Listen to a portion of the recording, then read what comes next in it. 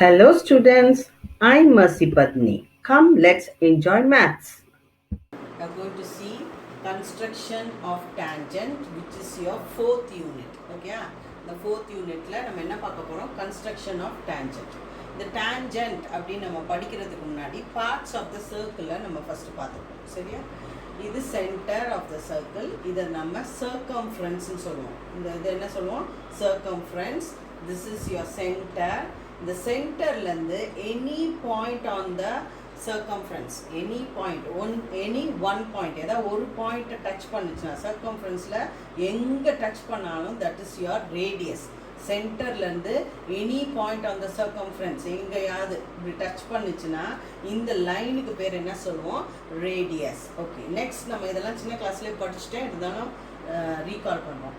அப்புறம் டயாமீட்டர்னா என்ன அப்படின்னா, 2 points on the circumference passing through the center. Center வழியா 2 point எங்க போகுது? on the circumference. அதுனா diameter ன்னு சொல்லுவோம். அதே மாதிரி சர்க்கிளில் எனி 2 points டச் ஆகி சென்டர் வழியாக போகாமல் மற்ற எது வழியாக போனாலும் அது கார்டு. ஓகேயா? இது இந்த டயாமீட்டரையும் கார்டுன்னு தான் சொல்லுவோம். பிக்கஸ்ட் கார்டு எதுன்னு கேட்டால் டயாமீட்டர். அதாவது சர்க்கிளுடைய ஒரு பாயிண்ட்லேருந்து ஆப்போசிட் சைடில் எனி பாயிண்ட்டை டச் பண்ணுற அந்த லைனுக்கு பேர் என்ன? கார்டு. அப்போ அந்த பிக்கஸ்ட் கார்டு என்ன? சென்டர் வழியாக போகிற கார்டை தான் நம்ம டயாமீட்டர்னு சொல்லுவோம். சரி, அடுத்தது ரெண்டு, இது என்னது? இது ரேடியஸ். ரெண்டு ரேடியஸும் ஒரு ஆர்க்கும் சேர்ந்த இந்த பகுதிக்கு நம்ம என்ன சொல்லுவோம்னா செக்டார். இது என்ன சொல்லுவோம்? செக்டார். மெயினாக இதுதான், இது தேவையில்லை, இருந்தாலும் ஒரு ரிவ்யூக்காக சொல்கிறேன். ஓகே, இப்போ நம்ம படிக்க போகிறது என்னென்னா டேஞ்சன்ட். இப்போ டேஞ்சன்ட்னா என்னென்னா, இப்போ நம்ம பார்த்த செக்மெண்ட்ஸ், லைன் செக்மெண்ட்ஸ்லாம் எங்கே பார்த்தோன்னா இன்சைட் த சர்க்கிள். இப்போ டேஞ்சன்ட்னும் போது அவுட்டர் த சர்க்கிள் பார்ப்போம். But it duchess one point on the circumference. ஒரே ஒரு பாயிண்ட்டை தான் டச் பண்ணி போடுற அந்த லைன் எங்கே? சர்க்கிளுக்கு வெளியே. That is called as tangent. ஓகேயா? இப்போ டேஞ்சன்ட் கன்ஸ்ட்ரக்ஷனுக்கு முன்னாடி நமக்கு ரெண்டு விஷயம் தெரியும். ஒன்று என்னென்னா ரைட் ஆங்கிள் ட்ரையாங்கிள். அது என்ன அப்படின்னா, அதில் பித்தாகரஸ் தியரம் ஏற்கனவே நம்ம படிச்சிருக்கோம், இருந்தாலும் இந்த டேஞ்சன்ட்டுக்கு ரிலேட்டடாக இது ரெண்டும் வேணும். சரியா? பித்தாகரஸ் தியரம் ரைட் ஆங்கிள் ட்ரையாங்கிளில் மட்டும் தான் நம்ம செய்ய முடியும், தெரியும் நமக்கு. இது ஹைபாட்டன்யூஸ். இருக்கிறதுலே ட்ரையாங்கிளில் பிக்கஸ்ட் சைடு என்ன? ஹைபாட்டன்யூஸ். ஹைபாட்டன்யூஸ்க்கு ஆப்போசிட்டில் இருக்கிறது ஆப்போசிட் சைடு. இதுக்கு பக்கத்தில் இருக்கிறது அட்ஜசன்ட் சைடுன்னு நம்ம சொல்லுவோம். ஆப்போசிட்டுக்கு பக்கத்தில் இருக்கிறது அட்ஜசன்ட் சைடுன்னு சொல்லுவோம். இப்போ பித்தாகரஸ் தியரம் நமக்கு என்ன தெரியும்?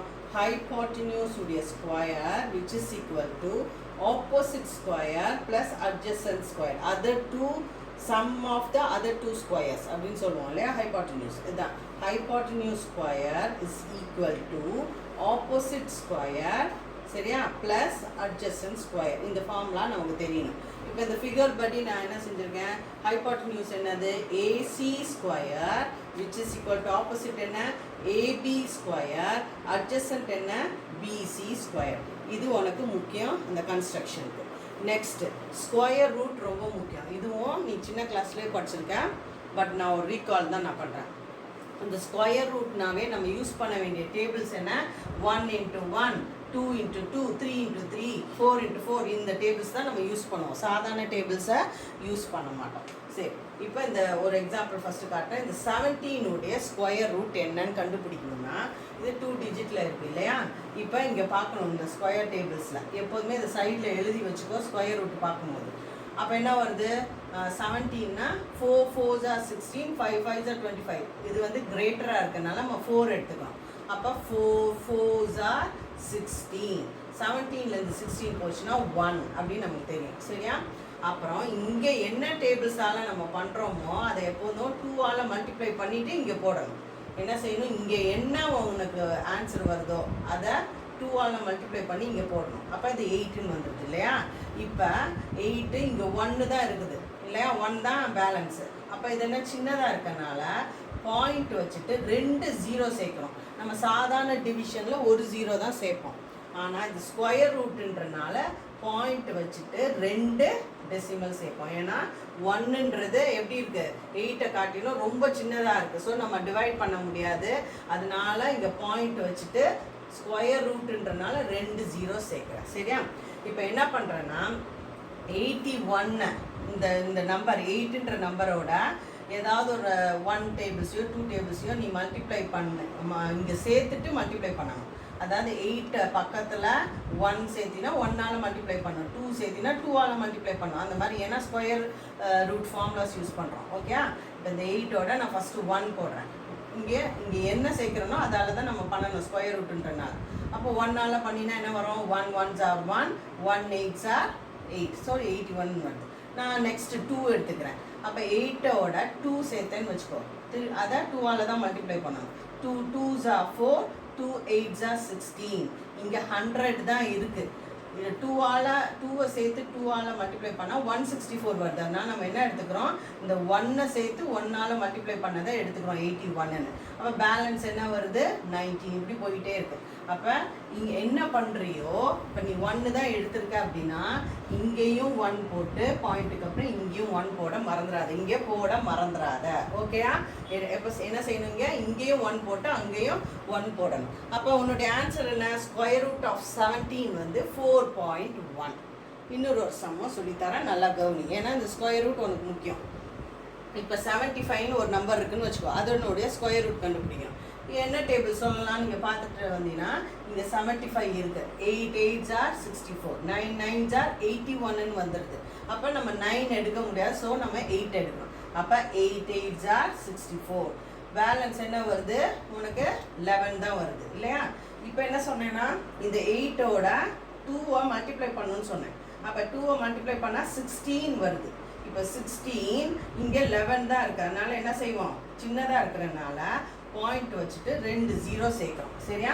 இப்போ இந்த 16ஓட எதை சேர்த்து மல்டிப்ளை பண்ண போகிறோம்னு பார்ப்போம். சரியா? இங்கே 0 0ன்னு வரனால நம்ம மேலேருந்து போட்டுக்கிட்டே வரணும். ஒவ்வொன்றா என்ன செய்யணும், 161 × 1னா 161 தான் வருது. அதனால் நம்ம என்ன செய்வோம், கொஞ்சம் இப்படி தள்ளி 5 வரைக்கும் 5ஐ பார்ப்போம். 5னா என்ன செய்வேன், 165ன்னு போட்டுட்டு 5ஆல் மல்டிப்ளை பண்ணி பார்ப்போம். 5 5 இதெல்லாம் நம்மளாக ஆட் பண்ணி மல்டிப்ளை பண்ணுறது தான். ஓகேயா? அதனால் நீ வந்து வரிசையாக 4 கூட போட்டு பார்க்கலாம். நான் வந்து 0ன்றனால 5 டேபிள்ஸில் 0 வரும், அதனால நான் 5 5 எடுத்துக்கிறேன். ஓகேயா? நம்மளாக எடுத்துக்கிறது தான், கெஸ் பண்ணுறது தான் அது.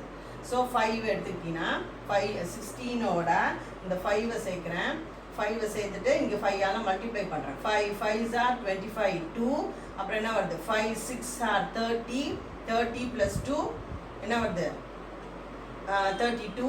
இங்கே 2 போடுற, 5 1s are 5 + 3 8, 825 வருது.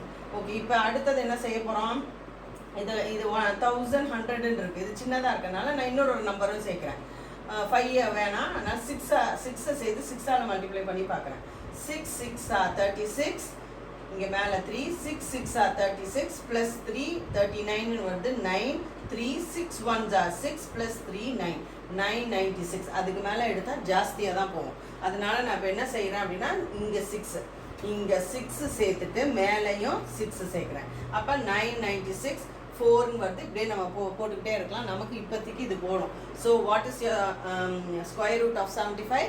8.6.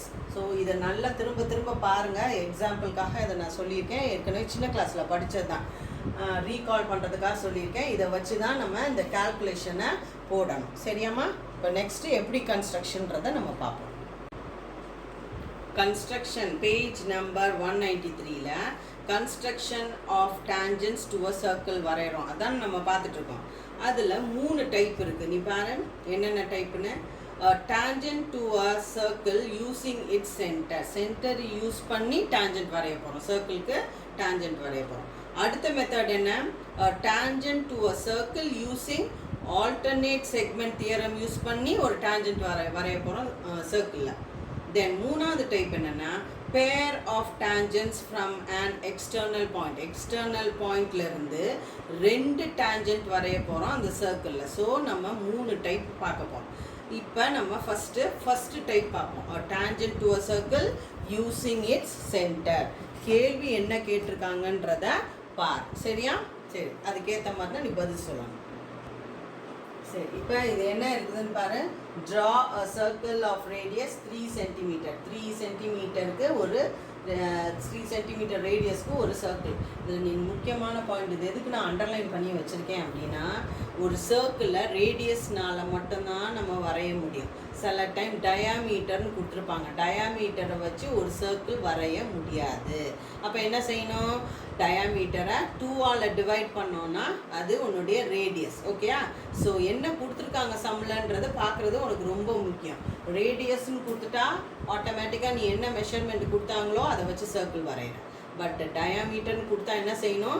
டிவைடட் பை கொடுத்துருக்க மெஷர்மெண்ட்டை டிவைடட் பை 2 போட்டு அதுக்கப்புறம் ரேடியஸை மாற்றினதுக்கப்புறம் தான் நீ சர்க்கிள் வரையணும். ஓகே?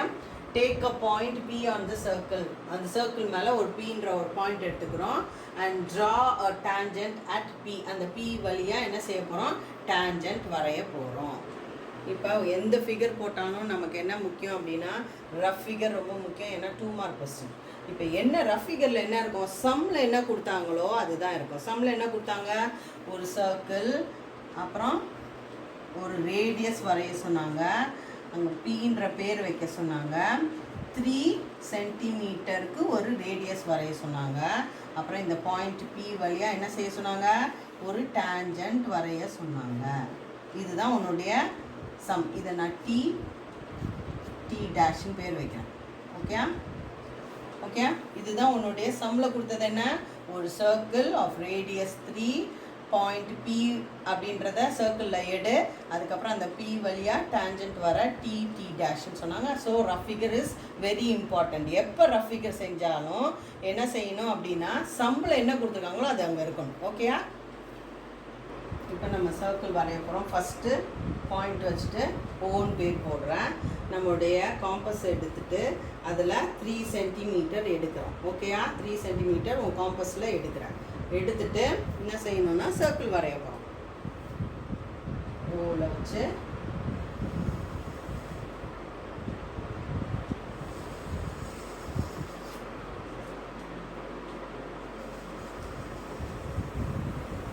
ஒரு சர்க்கிள் வரையணும். அப்புறம் என்ன பண்ணுறோம் அப்படின்னா, மெஷர் பண்ணி எழுதிடுறோம். அந்த டச் பண்ணுற இடத்த பின்னு பேர் வைக்கணும். அப்போ இது எவ்வளோ ரேடியஸு? OP 3 centimetre. இப்போ நம்ம சர்க்கிள் வரைஞ்சாச்சு கொடுத்துருக்க ரேடியஸ்க்கு. இப்போ நீ என்ன செய்யணும் அடுத்தது அப்படின்னா, அதாவது ஒரு ஃபிகர் நீட்டாக இருக்கணும். அதனால 2 சென்டிமீட்டர், இது வந்து மெஷர்மெண்ட் எடுக்கணும்னு அவசியமே கிடையாது. ஆனால் ஃபிகர் நல்லா வரணும் அப்படின்றனால, நீட்டாக இருக்கணுன்றதுனால நான் 2 சென்டிமீட்டர் எடுக்கிறேன். ஓகே? சரி, அந்த 2 சென்டிமீட்டர் எடுக்கிறதுக்கு முன்னாடி இந்த லைன் இருக்குது பார்த்தியா, ஓபின்ற லைன், அதில் 3/4 எடுக்கிறேன். என்ன எடுக்கிறேன்? 3/4. ஓகே? 3/4 எடுத்துகிட்டு இந்த லைனை கட் பண்ணுற மாதிரி ஒரு ஆர்க். ஃபஸ்ட்டு என்ன செய்யணும்? இந்த லைன் ஓபின்ற லைனுக்கு 3/4 எடுத்துகிட்டு ஒரு ஆர்க் போடணும். ஓகேயா? அதுக்கப்புறம் என்ன செய்யணும்? 2 சென்டிமீட்டர் உன்னை ஸ்கேலில் அளக்க சொன்னேன் இல்லையா? அது அந்த மெஷர்மெண்ட் தேவையில்லைதாம்மா, ஆனால் ஃபிகர் நீட்டாக வரதுக்காக சொன்னேன். இந்த ஃபஸ்ட்டு ஓபியில் 3/4 வச்சு ஒரு ஆர்க் வரைஞ்சோம்ல. இப்போ இந்த லைனை எங்கே கட் பண்ணுதோ அதை மிட் பாயிண்ட் மாதிரி வச்சுக்கிட்டு இந்த 2 சென்டிமீட்டருக்கு ஒரு கட் பண்ண ஆர்க் மேலேயே ஒரு ஆர்க் போடுறேன். இதை என்னன்னு வைக்கிறோம்? எம்னு வைக்கிறேன் இந்த பாயிண்ட்டை. சரியா? திருப்பி அந்த எம்மில் இருந்து என்ன செய்கிறேன்? இன்னொரு ஒரு ஆர்க் கட் பண்ணுறேன். இதை எண்ணுன்னு வைக்கிறேன். சரியா? இப்போ என்ன பண்ணுறேன்னா, இந்த எம்மில் இருந்து ஒரு ஆர்க்கு, சரியா, எண்ணில் இருந்து அந்த ஆர்க்கை கட் பண்ணுறோம் வெளியே. ஓகேயா? சரி, இப்போ இந்த பாயிண்ட் இருக்குது பார்த்தியா, இந்த பாயிண்ட்டையும் பியையும் ஒன்றா சேர்க்க போகிறோம். இந்த பாயிண்ட்டையும் பியும் ஒன்றா சேர்க்க போகிறோம்.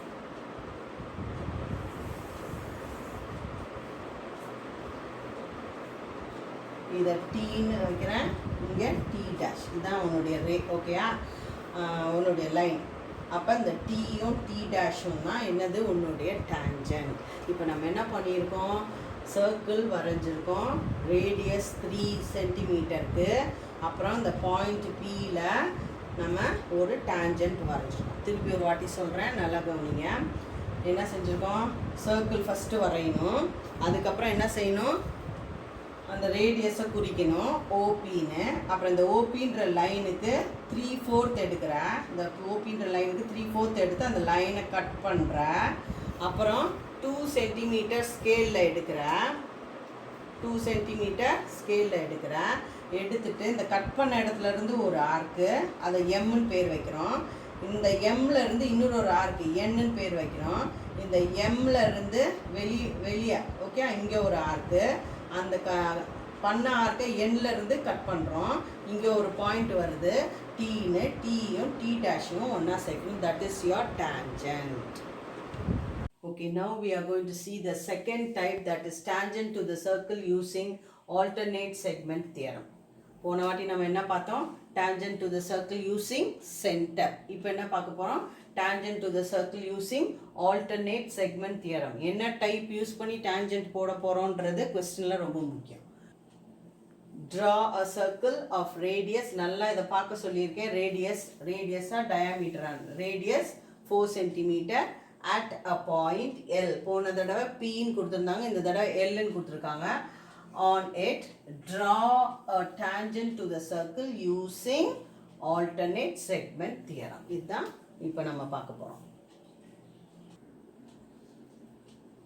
ஒரு சர்க்கிள் ரஃப் ஃபிகர் வரையணும். 2 மார்க்மா நல்லா ஞாபகம் வச்சுக்கோ. இது சென்டர், இதுலேருந்து ரேடியஸ், இந்த பாயிண்ட்டுக்கு பேர் என்ன? எல்லு. இது 4 சென்டிமீட்டர் நம்ம பார்த்துருக்கோம் இல்லையா? சரி, அடுத்தது நம்ம என்ன செய்ய போகிறோம்னா, இந்த எல்லுக்கு ஆப்போசிட்டாக இங்கே ஒரு பாயிண்ட் எம்னும் அதுக்கு ஆப்போசிட்டில் என்னும் ஒரு 2 பாயிண்ட் நம்மளாக எடுக்க போகிறோம். அப்புறம் இந்த எம்என்னை சேர்க்க போகிறோம், எல்எம்மை சேர்ப்போம், எல்என்னை சேர்ப்போம். ஓகே, அப்புறம் என்ன செய்ய போகிறோம்? இந்த எல்லுன்ற பாயிண்ட்லேருந்து ஒரு டேஞ்சன்ட் வரைப்போம். இதுதான் உன்னுடைய ரஃப் ஃபிகர். இப்போ நம்ம கன்ஸ்ட்ரக்ஷன் போவோம். இப்போ நம்ம 4 சென்டிமீட்டருக்கு மெஷர்மெண்ட் எடுத்து காம்பஸில் ஒரு சர்க்கிள் வரைய போகிறோம்.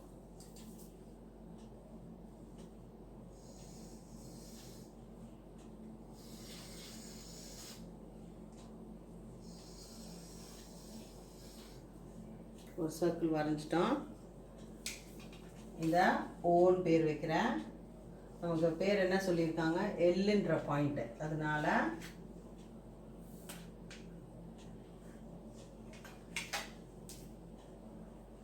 எல்லுன்ற பாயிண்ட்டு எவ்வளோ மாதிரி உடனே மெஷர்மெண்ட் எழுதணும், 4 சென்டிமீட்டர். அப்புறம் என்ன சொன்னேன்? இந்த எல்லுன்ற பாயிண்ட்டுக்கு ஆப்போசிட்டில் இங்கே நம்மளாக ஒரு பாயிண்ட் எடுத்துக்கணும், எம், இது என்னு. இப்போ நம்ம என்ன செய்ய போகிறோம்? இந்த எல்எம் எல்லாம் ஒன்றா சேர்க்க போகிறோம். இந்த எம்மையும் என்னையும், எல்லவும் எம், எல்எம் தென் எல்என் சேர்த்துட்டோமா? மெஷர்மெண்ட்லாம் அது தேவையில்லை, இதுதான். சரி, இப்போ நம்ம என்ன செய்கிறோன்னா, இங்கேருந்து நம்மளா ஒரு ஆர்க், இந்த எம்என்ன்ற லைனையும் எல்எம்ன்ற லைனையும் கட் பண்ணணும். சரியா? கட் பண்ணோன்னே அதே அளவு மாற்றவே மாற்றாத, இங்கேருந்து என்ன செய்யணும்னா இந்த எல்எம்ன்றது பார்த்தியா, இந்த லைனை கட் பண்ணணும். ஓகேயா? இந்த லைனை கட் பண்ணணும். ஃபஸ்ட்டு என்ன செஞ்சோம்? இந்த எல்எம்ஐயும் எம்என்ன்ற லைனை கட் பண்ணுற ஒரு மெஷர்மெண்ட்டை, அதே மெஷர்மெண்ட் எடுத்து இந்த எல்என்னை கட் பண்ணுறேன். கட் பண்ணி முடித்தோன்னே என்ன செய்யணும்னா, உன்னுடைய காம்பஸ் எடுத்து இந்த இந்த ஆங்கிள் இருக்குது பார்த்தியா, அதாவது எம்என்எம்எல் இந்த ஆங்கிள் அப்படி மெஷர் பண்ணிக்கும். ஆங்கிளை மெஷர் பண்ணிவிட்டு அந்த அளவை இங்கே வச்சு இந்த ஆர்க்கை கட் பண்ணணும். எந்த இதை? இந்த 2 பாயிண்டில் இருக்க அந்த ஆங்கிள் லென்த்தை இந்த கட் பண்ண லைன்லேருந்து கட் பண்ணணும். சரியா? That is your point. இப்போ நம்ம என்ன செய்ய போகிறோம்னா, இந்த பாயிண்ட்டையும் எல்லையும் சேர்க்க போகிறோம். This is your tangent. இது டி, இது டி டேஷ். புரிஞ்சா? இதுதான் உன்னுடைய ஆல்டர்னேட் செக்மெண்ட் தியரம். இன்னொரு வாட்டி சொல்லிடுறேன். ஃபஸ்ட்டு என்ன செஞ்சோம், 4 சென்டிமீட்டருக்கு ஒரு சர்க்கிள் வரைஞ்சோம். அப்புறம் எம்மும் என்னும் குறிச்சிக்கிட்டோம். இந்த 3 இதையும் ஒன்றா சேர்த்தோம் இல்லையா, அந்த லைன்ஸை. அப்புறம் நம்மளாக ஒரு மெஷர்மெண்ட்டில் எம்லேருந்து ஒரு ஆர்க் எடுத்து இந்த 2 லைனையும், எந்த லைனு, இந்த லைனையும் கட் பண்ணுற மாதிரி ஒரு ஆர்க் எடுத்தோம். அந்த மெஷர்மெண்ட்டை மாற்றாமல் என்ன செஞ்சோம், எல்லில் வச்சு இந்த எல்என்ன்ற லைனை கட் பண்ணோம். ஓகேயா, அதே அளவில். அப்புறம் என்ன செஞ்சோன்னா இந்த ஆங்கிளை மெஷர் பண்ணோம். இந்த ஆங்கிளை மெஷர் பண்ணிவிட்டு அதை இந்த மீட் பண்ணுற இடத்துல இருந்து ஒரு ஆர்க் கட் பண்ணோம். கட் பண்ணிவிட்டு இங்கே ஒரு பாயிண்ட் வச்சோம். அந்த பாயிண்ட்டையும் எல்லையும் ஒன்றா சேர்த்தோம். இதுதான் உன்னுடைய alternate segment theorem. So far we have seen a tangent to a circle using its center and a tangent to a circle using alternate segment theorem. In the next video we are going to learn about pair of tangents from an external point. Thank you. If you like my videos, share and subscribe. Thank you.